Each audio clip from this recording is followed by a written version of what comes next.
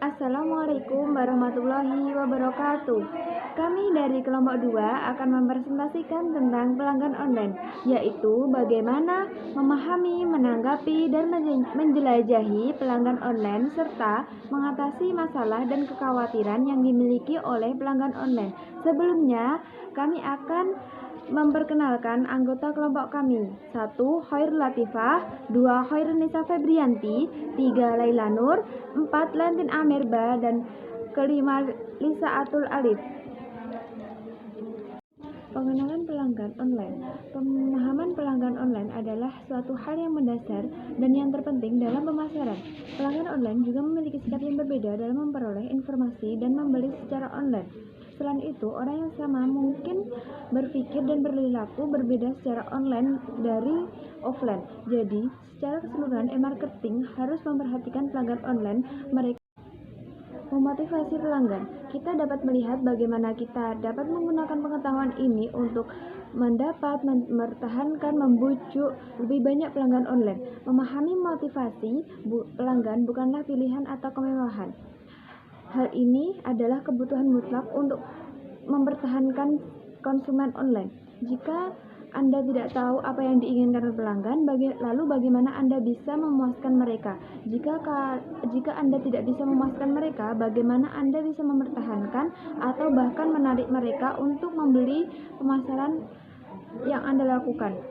Jadi, kelompok kami akan menerapkan rumus pemasaran yang sangat sederhana, yaitu cari tahu mengapa orang membeli dan apa aspirasi dan harapan mereka terhadap produk-produk yang kita miliki. 2. Refleksikan alasan, aspirasi, dan harapan dalam komunikasi Anda. Dengan cara ini, Anda berikan pelanggan apa yang mereka inginkan, bukan apa yang Anda inginkan. Tentunya, Anda harus bisa memberikan manfaat yang dijanjikan. Jika tidak, penjualan berulang akan mati, promosi mulut ke mulut yang negatif, dan aktivitas online merusak mutlak. Ekspektasi pelanggan, yaitu mengelola harapan pelanggan yang dapat dikelola, dipenuhi, dan melampaui dengan cara memahami ekspektasi pelanggan, menggunakan kerangka kerja standar untuk menetapkan kesenjangan antara ekspektasi dan penyampaian, serta memprioritaskan untuk menyelesaikan kekurangan terburuk dari pemasaran tersebut. 2. Menetapkan dan mengomunikasikan janji layanan. Ketiga, mewujudkan janji layanan dengan cara komitmen harus disampaikan melalui layanan di tempat, dukungan dari karyawan, dan pemenuhan fisik. Jika tidak, kredibilitas online dan pelayanan akan hancur dan mungkin tidak akan pernah kembali. Teknik terperinci dalam memberikan janji layanan tersebut diberikan dalam kotak e-marketing excellence pada jaminan dan janji layanan.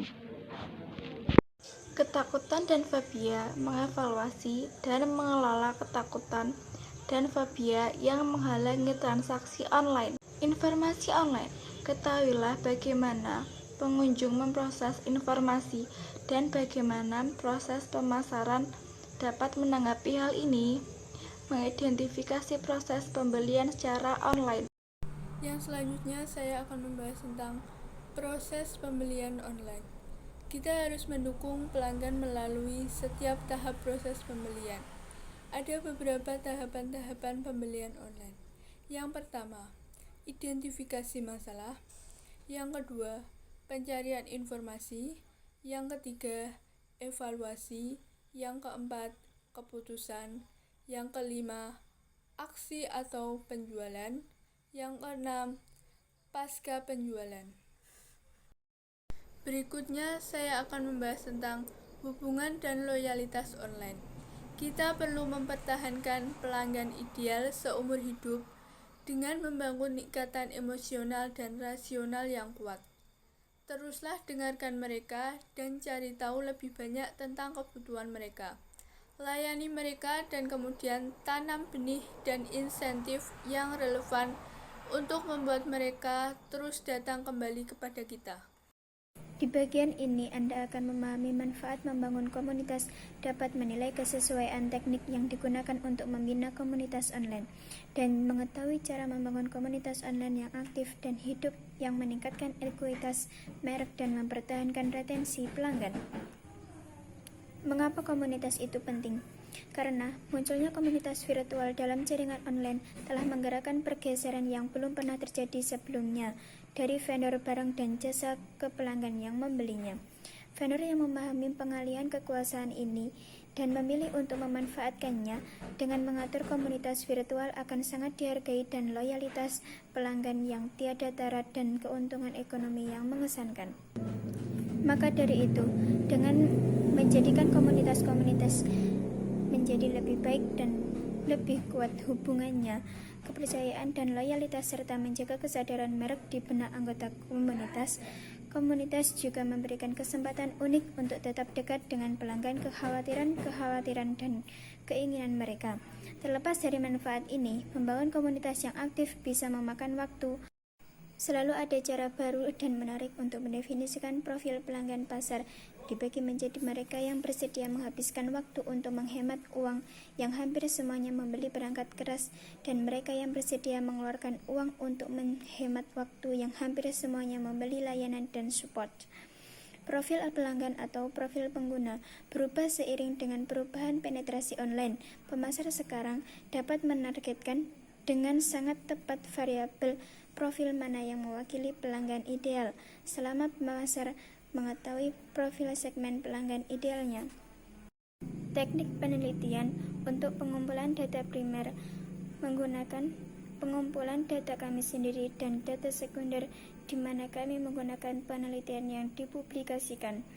Untuk masing-masing memutuskan kombinasi terbaik dari online dan online. Dua jenis utama penelitian utama adalah metode penelitian pemasaran tradisional dan analisis web menggunakan teknik berbasis server atau berbasis browser. Kami dapat mengamati perilaku sebagai reaksi terhadap rangsangan baru dan memperoleh pemahaman yang lebih dekat tentang pelanggan online. Metrik penggabungan teknik penelitian baru seperti bahasa tubuh digital dan teknik tradisional seperti kelompok fokus dan kuesioner. Pemasar yang disiplin akan mengambil kesempatan dan meningkatkan riset pelanggan mereka dengan menggabungkan teknik riset online dan riset terkini.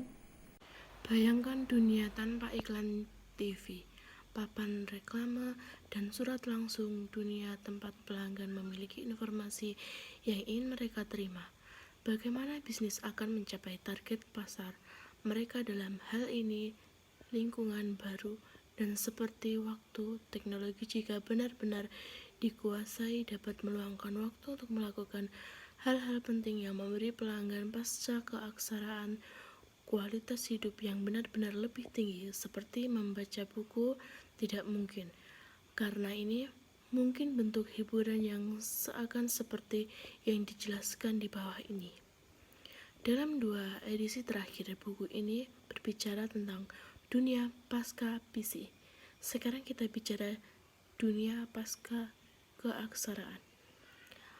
Pelangganan pasca melek huruf seperti hukum Moore atau pelanggan yang dilakukan pengamatan yang dilakukan pada tahun 1965 oleh Gordon Moore, salah satu pendiri Intel, bahwa jumlah transistor per inci persegi pada sirkuit terintegrasi telah berlipat ganda setiap tahun.